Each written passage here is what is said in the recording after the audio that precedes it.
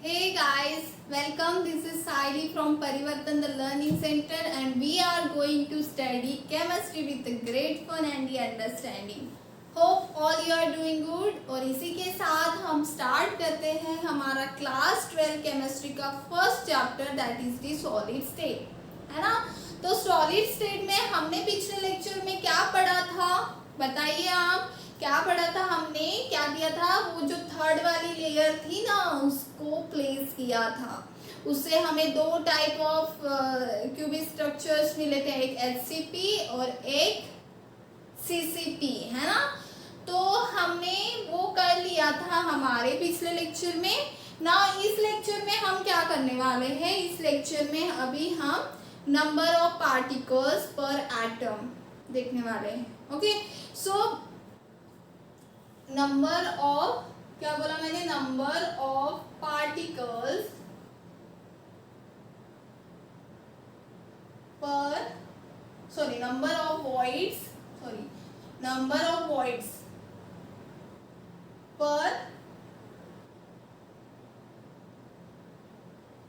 Atom in HCP और CCP, ऐसे कहेंगे ना। पिछले लेक्चर में हमने देखा था कि there are two type of voids जो हमें HCP और CCP में मिल रहे थे, है ना। तो दो टाइप के हमें वॉइड्स मिल रहे थे। कौन से दो टाइप्स के वॉइड्स थे वो, एक टेट्राहेड्रल वॉइड था, है ना, और दूसरा एक था ऑक्टाहेड्रल वॉइड था, है ना। सो ये टेट्राहेड्रल वॉइड कितने मिले थे हमें, याद करिए जल्दी से, दो टेट्राहेड्रल वॉइड हमें मिले थे, इसीलिए हमें थर्ड लेयर उसके ऊपर प्लेस की थी।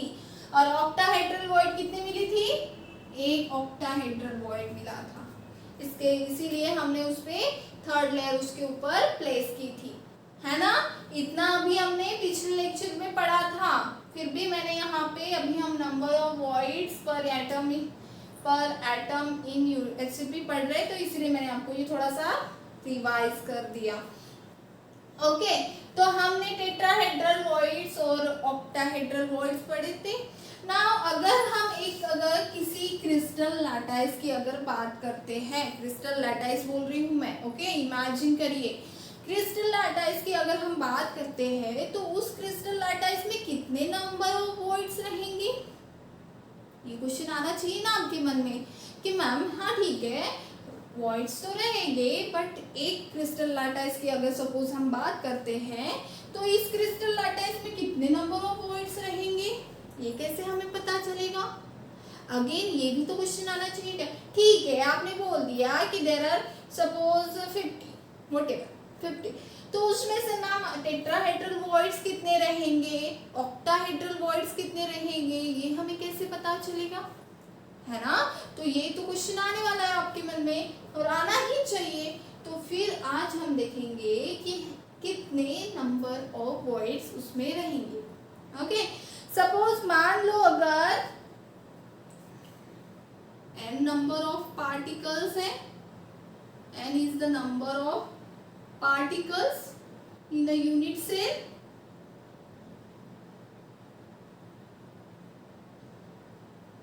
है ना। अगर हम बात कर रहे हैं कि एक इसमें नंबर ऑफ पार्टिकल्स जो है वो n है, तो जो ऑक्टाहेड्रल वॉइड्स रहेंगे वो भी कितने रहेंगे, n रहेंगे, समझे ना। टेट्राहेड्रल वॉइड्स कितने रहेंगे, तो उसमें जो टेट्राहेड्रल वॉइड्स रहेंगे वो उसके डबल रहेंगे, दैट इज 2n रहेंगे, समझे। अगर एक इसके ऊपर मैं आपको एक क्वेश्चन बता देती हूँ। ओके, एक ऐसा ही क्वेश्चन पूछा गया था, n number of particles in a, बोल देते हम क्रिस्टल, ओके, क्रिस्टल लैटाइस की बात कर रहे हैं ना। ओके, हाँ, तो मैं क्या बोल रही कि n नंबर ऑफ अगर पार्टिकल्स है तो उसमें जो ऑक्टाहेड्रल वॉइड्स रहेंगे, ऑक्टाहेड्रल वॉइड्स जो रहेंगे वो n रहेंगे, और दैट इज द 2 है। अभी अभी जो क्वेश्चन बैंक रिलीज हुई थी 12th स्टैंडर्ड के स्टूडेंट्स को पता है, जो 12th स्टैंडर्ड में अभी है ना, तो उनको पता है कि उनकी जो अभी इस साल जो क्वेश्चन बैंक रिलीज हुई थी उसमें एक क्वेश्चन पूछा गया था 1 मार्क्स के लिए। वो क्वेश्चन कुछ ऐसा था, अभी मैं आपको बताती हूँ। उसमें क्या कहा था कि number of tetrahedral voids are form, what is the number of atom in a crystal is n/2। मतलब कि उन्होंने बोला है कि नंबर ऑफ पार्टिकल्स n/2 है ना। उन्होंने बोला है कि number of tetrahedral voids are form, tetrahedral voids निकाला है कितने फॉर्म होंगे, है ना। तो टेट्राहेड्रल वॉइड्स कितने फॉर्म होंगे ये आपको बताना है। अगर if the number of atom in a crystal is n/2, अगर नंबर ऑफ जो पार्टिकल्स है उसमें जो है वो कितने हैं, n/2 है। तो इसी को ले लो, यहाँ पे n बोला है, ये तो हमारा हो गया जनरल हम बोल सकते, बट अभी हमें क्या बोला है कि n/2 नंबर ऑफ पार्टिकल्स है। तो ऑक्टाहेड्रल कितने हो जाएंगे पूछा नहीं है, बट ऑक्टाहेड्रल कितने हो जाएंगे, n/2 ही हो जाएंगे। नाउ टेट्राहेड्रल कितने हो जाएंगे, टेट्राहेड्रल कितना होता है, 2 into n होता है, 2 into n कितना है, यहाँ पे नंबर ऑफ पार्टिकल्स कितने बोलेंगे, n/2 बोला गया है। सो n/2 हो जाएगा, 2 कैंसिल आउट हो जाएगा और n मिल जाएगा हमें, है ना। तो हम बोलेंगे इन दिस, जो क्वेश्चन पूछा गया था तो उसमें हम बोलेंगे there are n number of tetrahedral voids are there. समझे कैसा यूज होता है, समझे। अभी ये टॉपिक आ गया था इसीलिए मैंने आपको बताया था कि आपको इस तरीके से इसको हैंडल आउट करना है, ठीक है। आगे में भी न्यूमेरिकल्स में ये बहुत काम में आने वाला है, तो आपको ये ध्यान में रखना है कि अगर n नंबर ऑफ पार्टिकल्स है तो ऑक्टाहेड्रल उसके सेम ही रहेंगे, जितने नंबर ऑफ पार्टिकल्स है उतने ही ऑक्टाहेड्रल वॉइड्स रहेंगे। और टेट्राहेड्रल वॉइड्स की अगर बात करते हैं वो तो उससे डबल रहेंगे। ओके, सो ये एक एग्जांपल से मैंने आपको समझा दिया था। ओके, तो ये हो गया नंबर ऑफ वॉइड्स पर एटम। ओके, नाउ इसके बाद अभी हम देखेंगे packing efficiency. Okay, packing efficiency होता क्या है वो, हाँ, तो अभी हम नेक्स्ट देखेंगे पैकिंग इफिशिएंसी। ओके, तो पैकिंग इफिशिएंसी क्या है, इस नाम से इसको पैकिंग इफिशिएंसी की डेफिनेशन को छोड़ दो। पैकिंग इफिशिएंसी के नाम से क्या पता चल रहा है, क्या चल रहा है, पैक किया जा रहा है कुछ, है ना, उसकी इफिशिएंसी पैकिंग की उसकी, है ना, ऐसा कुछ समझ में आ रहा है। तो मान लो इसको मैं एक एग्जांपल के आपको समझाती हूँ। ओके, मान लो एक अगर कंटेनर है उसमें मुझे बॉल्स फिल करने हैं, स्पीयर्स फिल करने हैं, या फिर कुछ भी बोलिए पार्टिकल्स। ओके, तो कुछ मैंने पहली लेयर ऐसे रखी, उसमें दूसरी लेयर ऐसी रखी, ठीक है, तो उसके ऊपर एक दूसरी लेयर रखी ना। अभी मैंने इसको देखा, जब मैंने तब मैंने देखा कि इसकी पैकिंग इफिशिएंसी जो है वो 50% है। व्हाट आई सेड, इसकी जो पैकिंग इफिशिएंसी है वो 50% ना। यहाँ से क्या पता चल रहा है, मतलब यहाँ से मुझे ये पता चल रहा है कि इसकी जो पैकिंग इफिशिएंसी है, मतलब कि इसमें जो स्पीयर्स फिल किए गए हैं वो 50% फिल किए गए हैं, और बाकी के जो 50% है जो अभी नहीं आए हैं वो 50% यहाँ पे वैकेंट स्पेस है। मतलब कि हम यहाँ पे ऐसे बोल सकते हैं कि अगर मैं आपको बोल दूँ कि यहाँ पे ये जो पार्टिकल्स है, ये पार्टिकल्स सॉलिड की क्या प्रॉपर्टी होती है आपको पता है ना, कि सॉलिड्स क्या करते हैं, ट्राई करते हैं कि कम से कम वहाँ पे जगह छोड़े, है ना। जब पैक होते रहते हैं तब क्या करते हैं, कम से कम जगह छोड़े, ऐसा ट्राई करते हैं, पर फिर भी कुछ ना कुछ तो जगह बच ही जाती है। तो इस जगह को हम क्या कहते हैं, वॉइड्स कहते हैं, है ना, या फिर फ्री स्पेस कहते हैं, बट हम सॉलिड स्टेट में हम क्या बोलते हैं, वॉइड्स कहते हैं। सो ये वॉइड्स तो यहाँ पे रह ही जाते हैं, है ना। तो ऐसे इस समय अगर मैं बोल दूं कि इसकी पैकिंग एफिशिएंसी 50% है, मतलब इससे आप ये बोल सकते हैं कि ये जो पार्टिकल्स यहाँ पे, ये जो स्फीयर्स या फिर एटम्स या फिर ये बॉल्स जो है इस कंटेनर में है, ये इन्होंने 50% की स्पेस ऑक्युपाई की है। और जो 50% स्पेस है वो वैकेंट है, उसमें वॉइड्स है या फिर फ्री स्पेस है, ऐसे बोलोगे आप, है ना। मतलब कि इस पैकिंग एफिशिएंसी को मैं ऐसे डिफाइन कर सकती हूँ कि इट इज अ मैग्नीट्यूड, ये एक मैग्नीट्यूड है किसका, पैकिंग एफिशिएंसी का। मतलब कि magnitude of the packing efficiency, packing efficiency का मैग्नीट्यूड हमें क्या देता है, क्या बता रहा है ये 50%, क्या बता रहा है, gives a measure of how tightly the particle are placed together, बता रहा है कि कैसे पार्टिकल टाइटली पैक्ड हुए इस यहाँ पे बैठे हुए हैं इस कंटेनर में, ये हमें बताता है हमारा पैकिंग एफिशिएंसी। समझे? ओके, नाउ क्या हम इसको ऐसे भी डिफाइन कर सकते हैं कि इट इज अ परसेंटेज, क्योंकि ये परसेंटेज में डिफाइन किया हुआ है, तो क्या हम इसको ऐसे भी बोल सकते हैं, it is a percentage which gives a measure of how much tightly the particles are placed together, है ना, ऐसा बोल सकते हैं।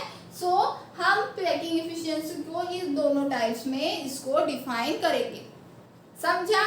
इतना समझा कि हमने पैकिंग एफिशिएंसी किसको बोला, जिस उस पार्टिकल्स ने उस स्फीयर ने, उस बॉल ने कितनी जगह ले ली है, उसको हम पैकिंग एफिशिएंसी कहेंगे। ओके, समझा इतना? ओके, नाउ अभी हम देखेंगे packing efficiency in a simple unit cell. Now तो पहले इसका फॉर्मूला देख लेते हैं। पैकिंग एफिशिएंसी का फॉर्मूला क्या होता है ना। पैकिंग एफिशिएंसी हमें मिलता है, it is a volume of particle in unit cell upon total volume of unit cell into 100। इस कंटेनर में जितने बॉल्स रखे थे उसका वॉल्यूम कितना है, एक पार्टिकल वॉल्यूम कितना है, उन्होंने कितनी जगह ले ली है, और टोटल वॉल्यूम इस यूनिट सेल का कितना वॉल्यूम है, एक यूनिट सेल का पूरा वॉल्यूम कितना है टोटल, इनटू 100, ये होता है हमारा पैकिंग एफिशिएंसी। ओके, समझा इतना पैकिंग एफिशिएंसी? यस। ओके, तो चलो अभी हम देखते हैं packing efficiency of simple unit cell. Simple cubic unit cell देखते हैं। ओके,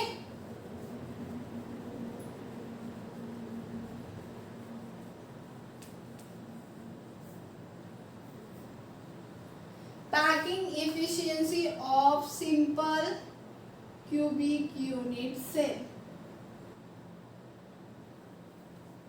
ओके, अगर सिंपल क्यूबिक यूनिट सेल की बात आ रही है तो हम सिंपल क्यूबिक यूनिट सेल को ड्रॉ कर देते हैं, है ना। हमें पता है कि सिंपल यूनिट सेल के कॉर्नर पे एटम प्रेजेंट होते हैं, है ना। तो हम कहेंगे कि सिंपल क्यूबिक सेल में क्या, और ये पार्टिकल्स एजेस पे, है ना, उसके एजेस ना। अभी एज लेंथ, नाउ मैं कहती हूँ आपको एज लेंथ जो है, नाउ एज लेंथ क्या है, अरे नाम से ही पता चल रहा है, एज लेंथ, दोनों एज की लेंथ, है ना। तो ये एक एज हो गया, ये दूसरा एज हो गया, इसकी लेंथ अगर मैं बोल देती हूँ वो ए है तो इसको मैं ए बोल देती हूँ। मान लो इस दोनों कॉर्नर्स को पकड़ लो, इस दोनों एज को पकड़ लो, ये ए है ना। मान लो इन दोनों कॉर्नर्स को पकड़ लो, फिर से मैं कहूंगी ये ए है ना। ना इन दोनों कॉर्नर्स को पकड़ो, ये भी ए है, ये भी ए है ना। एज लेंथ मींस नाम से ही पता चल रहा है, दो कॉर्नर्स के बीच में का डिस्टेंस मतलब एज लेंथ, है ना। तो एज लेंथ ए हो गई। ना इस सिंपल क्यूबिक यूनिट सेल की सबसे पहले हम बात करेंगे रेडियस ऑफ द स्फीयर की। ओके, रेडियस ऑफ स्फीयर, इस एक स्फीयर की रेडियस। नाउ ये तो हो गया हमारा इमेजिनरी पार्ट की, हमने इमेजिन कर दिया कि एक यूनिट सेल जो है ना वो कुछ ऐसा दिखता है। बट क्या रियल में भी ऐसा ही दिखता है यूनिट सेल? दिखता है ऐसा नहीं। ये क्या पार्टिकल्स ऐसे रहेंगे, ये एक पार्टिकल ऐसे रहेंगे? नहीं, ये पार्टिकल्स कुछ ऐसे रहेंगे, क्लोजली पैक्ड हम बोलते हैं, तो क्लोजली पैक्ड रहेंगे कि नहीं? हाँ, तो फिर अगर ये एक पार्टिकल दूसरे, मतलब कि अभी जो हमने एज लेंथ यहाँ पे डिफाइन किया था, तो फिर ये एज लेंथ यहाँ पे ए हो जाएगा। ये यहाँ पे भी हम इसको ए बोल सकते हैं, इसको भी हम ए बोल सकते हैं, इसको भी हम ए बोल सकते हैं, है ना। मतलब कि इस यूनिट सेल को अभी हम इसके आगे वाला पार्ट ही देख रहे हैं, ये वाला, ये 1 2 3 4 है ना, 4 पार्ट को अगर इस आगे की साइड को अगर हम इमेजिन करते हैं तो ये कुछ ऐसे दिखेगी, है ना। फिर इसकी ए ऐसा दिखेगा, है कि नहीं? ओके, ना अभी एक ये स्फीयर है, कंसीडर करो, है ना। तो इस स्फीयर का रेडियस है r, यहाँ से मेजर करो ये रेडियस r, यहाँ से मेजर करो ये रेडियस a से मेजर करो रेडियस r। मतलब कि जब मैं इस a को अगर देखती हूँ, इस a की बात करूँ, ओके, ये वाले लेंथ की, इस a की अगर मैं बात कर रही हूँ, तो ये r प्लस इधर का वाला r, मतलब ये r प्लस r 2r से मिल रहा है ना। सो मैं कह सकती हूँ कि जो एज लेंथ है यहाँ पे वो a इक्वल्स टू 2r है ना। तो चलो लिख लेते हैं फिर a equals to 2r। Now अभी हमें चाहिए रेडियस ऑफ द स्फीयर, सो हम यहाँ से रेडियस निकाल सकते हैं बाय अरेंजिंग दिस a/2, हमें रेडियस मिल गई r is equals to a/2। समझा? इतना समझा आपको? यस। नाउ अभी रेडियस तो हो गई हमें, अभी हम लिखते हैं वॉल्यूम ऑफ द स्फीयर। इस स्फीयर का वॉल्यूम कितना रहेगा? वॉल्यूम ऑफ स्फीयर, इस स्फीयर का वॉल्यूम कितना रहेगा? ओके, इस एक स्फीयर का वॉल्यूम कितना है? हमें पता है वॉल्यूम ऑफ द स्फीयर क्या होता है, बताइए। Yes, volume of the sphere होता है 4/3 पाई r क्यूब, है ना। सो r की वैल्यू तो हमें पता है a/2, तो क्या हम इसको पुट करें? यस, 4/3 पाई r की वैल्यू है a/2 होल क्यूब, है ना। अभी हम इसको सॉल्व करते हैं। 4/3 पाई a क्यूब अपॉन 2 क्यूब 8, सो इसको 2 4 1 जा 4 4 2 जा 8, है ना। सो हम इसको बोलेंगे a cube upon pi a cube upon 6, ये वैल्यू मिलेगी। सो हम इसको लिखेंगे वॉल्यूम ऑफ द स्फीयर क्या है, बोलिए।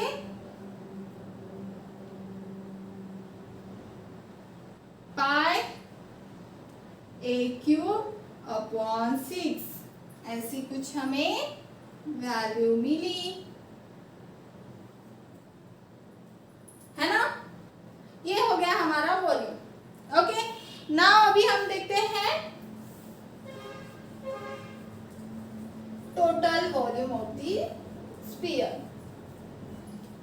ठीक है। टोटल तीसरा हम नंबर देखेंगे, टोटल वॉल्यूम ऑफ पार्टिकल, ठीक है।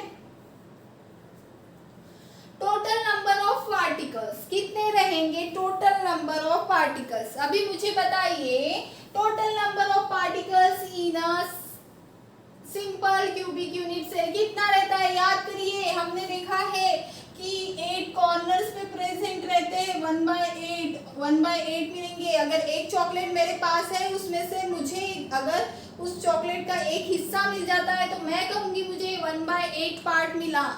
ऐसे 8 पार्ट्स अगर करने पे कितने नंबर ऑफ पार्टिकल्स मिलते हैं? 1।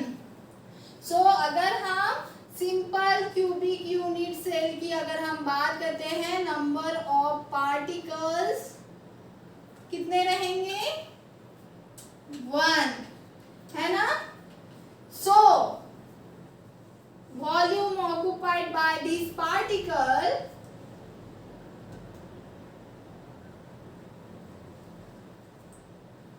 कितना रहेगा? पाई ए क्यूब अपॉन 6। करेक्ट है कि नहीं? यस, क्योंकि नंबर ऑफ पार्टिकल्स 1 है। ओके, समझा इतना? ये तीनों पॉइंट समझे आपको? Radius of the sphere, volume of the sphere और total volume occupied of a particles. Okay, अभी हम देखते हैं पैकिंग इफिशियंसी, है ना? तो थर्ड फोर्थ पॉइंट हम देखेंगे पैकिंग इफिशियंसी। पैकिंग इफिशियंसी क्या कहती है मेरी? Volume of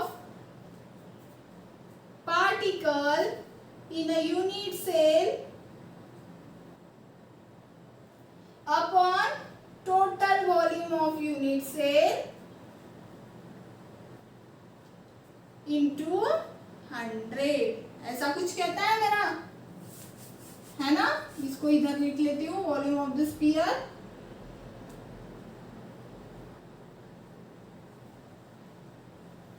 pi A cube upon 6, है ना? सो मुझे कुछ ऐसी जगह क्या मिला? पैकिंग इफिशियंसी क्या बोलती है मेरी? Volume of particle in unit cell upon total volume of the unit cell into 100, है ना? So volume of a particle in unit cell कितना है?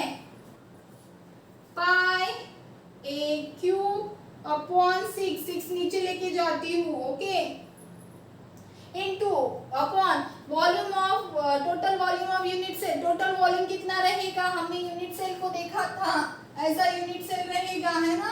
तो हमने क्या बोला? हाँ, ये ए है तो ये ए है तो ए है तो वॉल्यूम क्या हो जाएगा? ए इंटू ए मतलब ए क्यूब, है ना?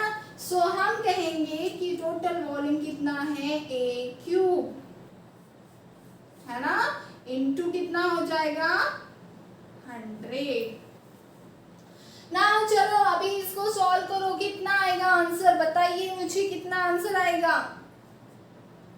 कितना आंसर आएगा? चलो पाई की वैल्यू पुट करो, ए क्यूब कैंसर, पाई की वैल्यू पुट करो, हमें मिलेगा 3.142 अपॉन 6। कितना आएगा? चलो 3 5 जा 30, है ना? 30 और 1 3 2 जा 12, 2 3 जा 18 एंड 3 6 6 जा 36। यस, 3.52, यस 52.36% हो जाएगा। मतलब कि हम बोल सकते हैं कि वहां पे जो स्पीयर सिंपल यूनिट सेल में जो स्पीयर्स रहेंगे उनकी पैकिंग एफिशिएंसी कितनी रहेंगी? 52.36%। Okay, now other packing efficiency 52.36% है, तो खाली जगह जिसको हम वॉइड्स कहेंगे वो कितने रहेंगे? कितना परसेंट रहेगा वॉइड? चलो 100 में से माइनस करो, 100 माइनस 52.36, है ना? 4, ये हो जाएगा 6, ये हो जाएगा 7, ये हो जाएगा 47.64, बराबर है कि नहीं? 47.64% क्या हो जाएंगे? वॉइड्स हो जाएंगे, मतलब कि फ्री स्पेस रहेंगी उसमें। ठीक है, तो समझा आपको? इतना समझा आपको? Packing efficiency in a simple unit cubic unit cell. पहले हमने उसका रेडियस निकाला, फिर रेडियस रीअरेंज करके उसको हमने उसके वॉल्यूम ऑफ स्फीयर में उसके आर की वैल्यू पुट की, तो हमें वॉल्यूम ऑफ स्फीयर कुछ ऐसा मिला। फिर हमने total volume of the particle निकाला, तो total number of particles in simple cubic unit से कितने रहते हैं, 1 रहते हैं, यहाँ से पता चला हमें, है ना। तो हमने जब उसका वॉल्यूम निकाला तो इतना था, फिर इस वॉल्यूम का यूज करते हुए हमने उसकी पैकिंग इफिशिएंसी निकाली। जब हमने उसकी पैकिंग इफिशिएंसी निकाली तो हमें कुछ 52.36% मिली, और बाकी की जो जगह थी वो थी वॉइड्स। तो समझा, ये हो गया packing efficiency of simple cubic unit cell. Okay, तो स्टूडेंट थैंक यू।